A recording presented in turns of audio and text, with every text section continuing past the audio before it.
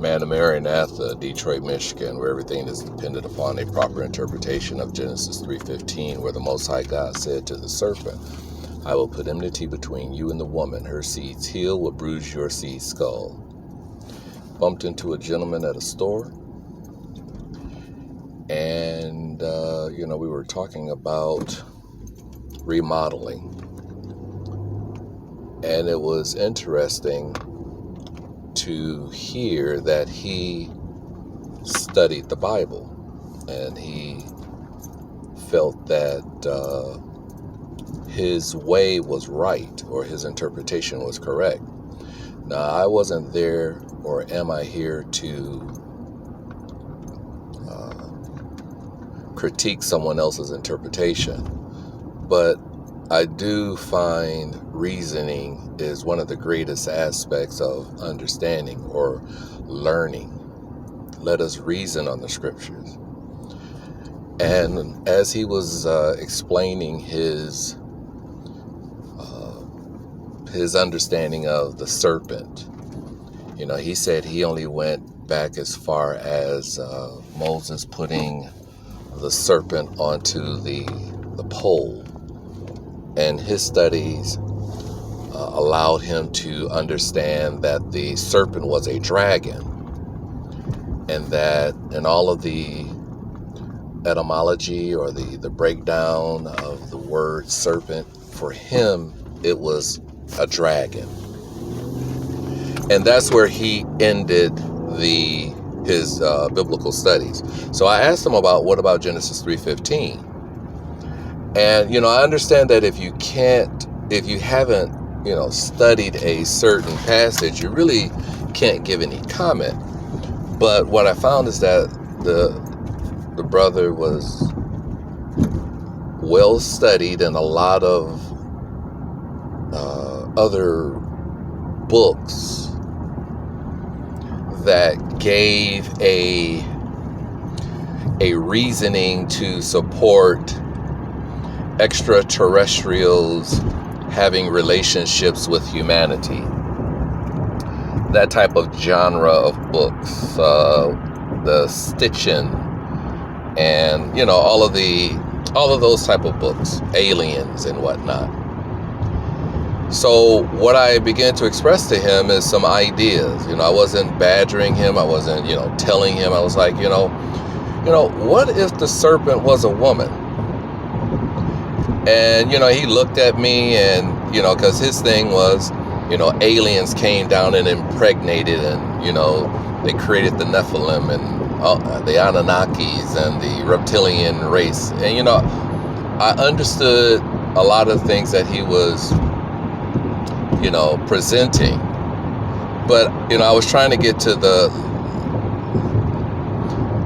what's the conclusion of the matter? Now that you've read all of the books, what's the conclusion of the matter? Because if you have this understanding, do you think you can use all of that wisdom to apply and express an understanding of Genesis 3:15? Because if you understand that aliens and humanity had relations, and they contaminated the DNA of humanity and presented all of these hybrids, this crazy, race of people, then when you look at Genesis 3:15 and it talks about the serpent's seed, that seed is sperm, that seed is DNA. Genesis is dealing with the genetics, it's the beginning. So if you have read all of these books and you understand that the Anunnaki came down and impregnated people because they were mining gold, all of these fanciful stories of genealogies, I get it, but what is the conclusion of the matter? Who was Genesis 3:15? What was it about? Because his understanding was that there were other gods. And I said, fine, there are other gods. Now, this one God, according to the biblical account, this one God told the serpent that its seed its child's head would be under the seed of the woman's foot. And we had already concluded that Jesus, Yeshua, was a historical person. So I said, if he was a historical person, and you believe that the Anunnaki came and contaminated the bloodline of humanity, then was the serpent's seed a historical person? And it was a twofold answer, yes and no, mythical and, historical, it all depends on how you look at it. And that's one of the reasons for reasoning. You see a square, I see a circle, but they're both 360 degrees.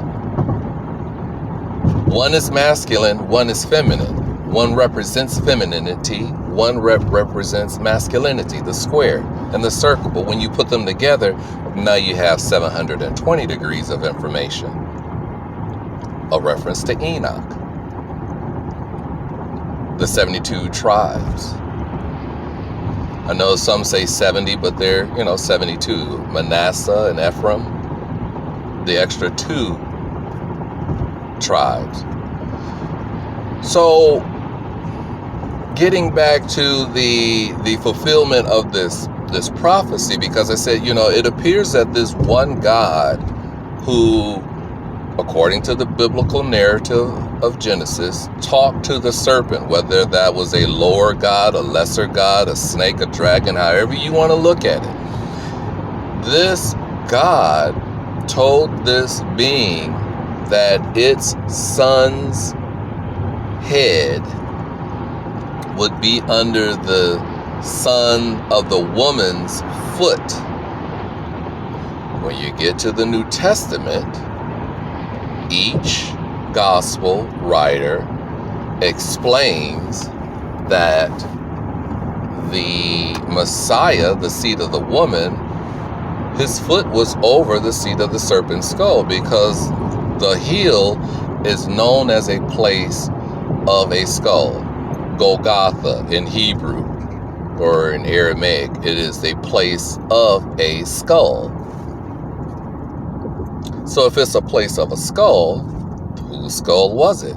Not so much whose skull was it, the importance is that it was a historical skull. I think that's what a lot of people are missing, is that it was a historical person. And that's the hard part for people to grasp, because if it was a historical person, then they have to reason within themselves to say, well, hey, hold on. Did aliens actually cohabitate with humanity and produce this genetic, this new bloodline? Because, yeah, I do see in Genesis that there are 2 bloodlines. So did aliens actually come and cohabitate with people? And, that's why God had to send Jesus? No. I mean, you can understand the logic, but that's a false narrative in itself. You can use that narrative to bring about a more defined reasoning of the scriptures, or a more defined reason to consider truth. What's the conclusion of the matter? What's the truth of the matter? So for those who follow that narrative that, aliens had relations with humanity, they say that, Jesus, or the Yeshua, the seed of the woman, the Messiah, he was the fulfillment of this pure bloodline. He was the manifestation of this, I don't want to say like that Hitler Aryan race, but the Messiah was the purest of the pure. He was the, it took all of these years and centuries and decades and centuries to weed out this genetic strain of sin, and he was the embodiment, the actual fulfillment of the pure race or the pure human. And from that perspective, he was qualified to be called the Son of God. And therefore, he was able to teach men how to please the Creator, please the God. Because he never said that he was God. He's like, why do you call me good? There is no one good but the Father. But many people who are, unfortunately still stuck in religion and still stuck in Christianity and, these different schisms of Christianity, they can't overstand this. They can't reason. They can't hear. They have ears to hear but can't hear, eyes to see but are blind. So for you who are working out your salvation with fear and trembling, when you're able to test the Spirit, when you're able to listen, even though the things that you hear are kind of hard to understand, because that was the same thing with Christ. Christ was saying things in John 6 that was hard to understand, and people were like, I can't deal with this. You're not trying to tell me I got to eat your flesh and drink your blood? But if you understand the idea that Christ, his body was the purity of the image of what God had always wanted, that pure bloodline, that the pureness of the idea of the embodiment of his creation, then his flesh was pure and his blood was undefiled. And then if you drink his blood and eat his flesh, then, like Adam told Eve, bone of my bone, flesh of my flesh. Now the Messiah is saying to you, the ones that are participating in the Eucharist, Catholic teaching, or the Lord's Supper, Baptist Christian teaching, when you're eating and consuming the flesh and drinking his blood, greater is he that is in you than he that is in the world. Think Hebrews 10:19. Therefore, brothers, you have a boldness to go before the throne of God through a new through a way that he has consecrated for us, a new way he has consecrated for us through the veil that is his flesh. You eat the flesh, the veil is the flesh. You eat the flesh, there's no more veil. You are now exposed to what's on the other side. The veil is a curtain. When you pull the curtains away, whatever is on the other side of the curtain, you're now exposed to. A fireproof curtain. Fire is on the other side. You open up the curtain, guess what you're exposed to? Fire. You open up the curtain. What's on the other side is spirit. Once you open it up, what are you exposed to? Spirit. The curtain, which is made of flesh, water is on the other side. You take the flesh away, what are you now exposed to? Water. The flesh is the curtain, which in the Old Testament was made out of goat skins. It was a literal, tangible artifact that when the high priest went into the temple, and it prevented them from seeing the Ark of the Covenant, because that was the holiest of holies. Now with Christ, when you consume the flesh, you are now exposed to the holiest of holies. You ought to be following the 10 Commandments as best as you know how, and trying to understand it, especially the 5th commandment. For God is masculine and feminine. He is your father who had a son by his mother, the angel of the Lord, I am, the burning bush. Let's get it together. And when you are When you're exposed to the other side after consuming the Eucharist, the Lord's Supper, and you're obeying the Ten Commandments, that jar of manna, which was a physical, tangible thing that was in the Ark of the Covenant, it was a prefiguration of John 6, when Jesus is saying, this, the old bread that you ate, you died. This new bread I give you, you will live. Your forefathers ate that manna and they died. I am that new manna. So now Christ is saying in the New Testament, or at least the writers of the New Testament, they are explaining that the flesh is not only is that he is our Passover lamb, a paschal lamb. Not only is he the goat skin, because that's what Apollos was writing in Hebrews when he said his veil, his flesh is the veil. This is the overstanding of God.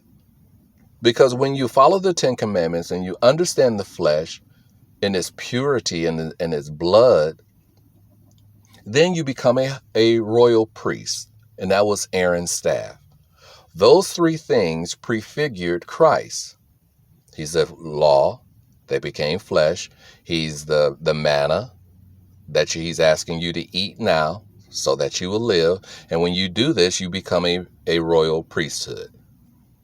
Now, these three things were carried around in someone's stomach for 9 months.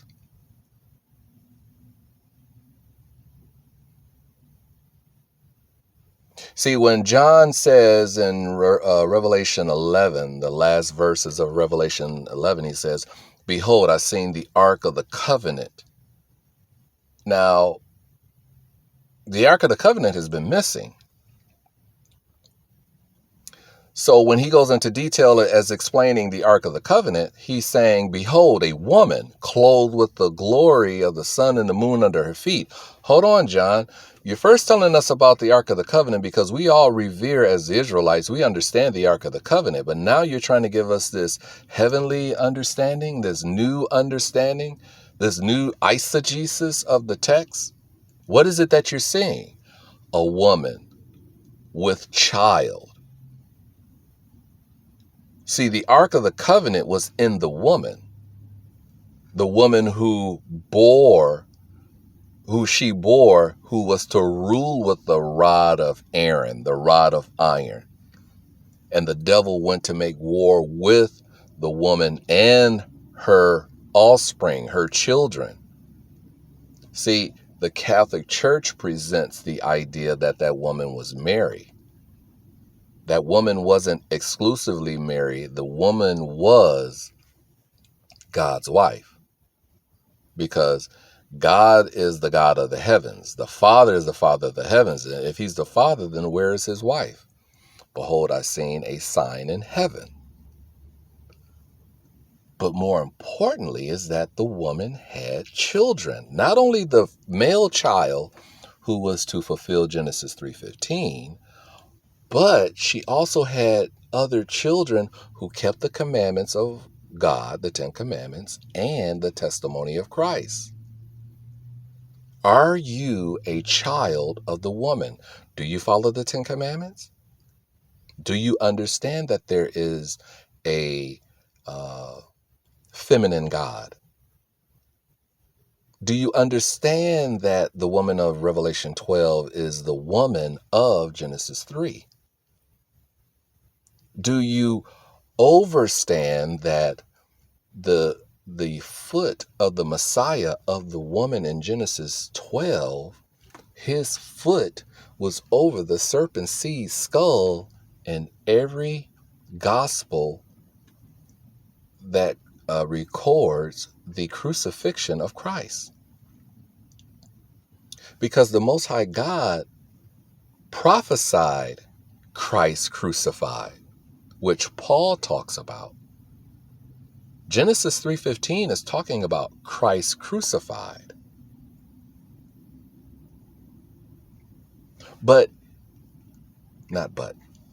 When we understand this and we can partake of this information, We will be able to refute all of the false narratives of the genealogy I think Timothy spoke of. Everyone knows that there's a genetic bloodline. Everyone knows that there's a people, but Israel, a donkey knows his master, but Israel doesn't know their God. No one knows who they are. One of the Egyptian proverbs is to know thyself. Once you know who you are, then you will be able to understand who you come from, where you come from, and how you ought to act. Now that you understand who you are because you are a manifestation of God. God is energy, masculine and feminine energy. You are the product of that energy. You are a child. You are a being. Now, what you ought to be doing is aligning your energy with the energy of God.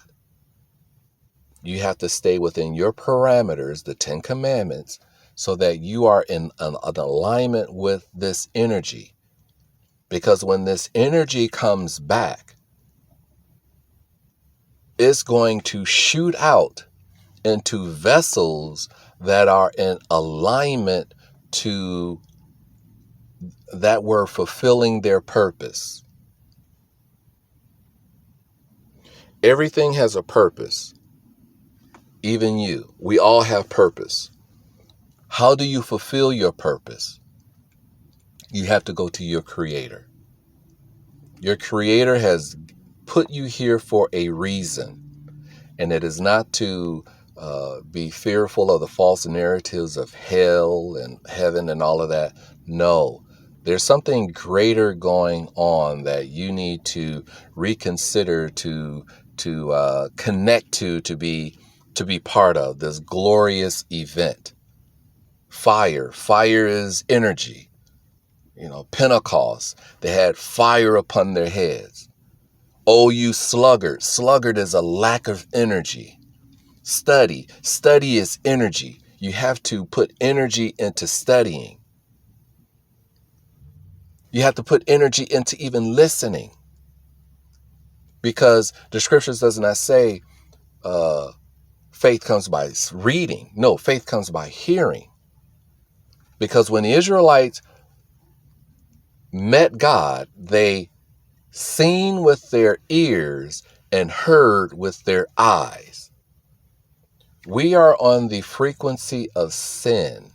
Things are kind of mixed up within our bodies. But when this energy comes back, we're going to be, hopefully most of us will be on the same frequency, on the same wavelength of this energy. Because if you're not, when the great energy, when the great I am, when the great God comes and excludes his energy, their energy, if you're not on the same wavelength, you're going to get consumed. So getting back to the guy at the store, when I said, he said, yeah, man, the serpent being feminine, he came up with this other feminine name. And then he was like, yeah, Lilith. I'm like, yeah, all of the other Gentile nations, they always gave different names to the person. But if you want to go with Lilith, fine. The serpent was Lilith. But the seed of Lilith was Goliath. For when David cut off Goliath's head, he took it to Jerusalem and he buried it. 1,000 years later, he buried it. 33 years later, Yeshua was born. And when Yeshua was crucified, I messed up that narrative. David cut off Goliath's head and he took it to Jerusalem. 1,000 years later, Yeshua was born. 33 years later, Freemasonically, Yeshua was crucified. And his foot was over Goliath's skull. The place of the skull was called Golgotha. It was Goliath's skull. So you have to reason it out for yourself. What's the truth of the matter? And how does it affect me in receiving energy and being on the same frequency? Did angels and humanity have relations? Yes, but not from a Hellenized, Romanized American view. From a Hebraic view, they did. But you got to know who the sons of gods were and the sons of men. I am the man, the Marionette of Detroit, Michigan.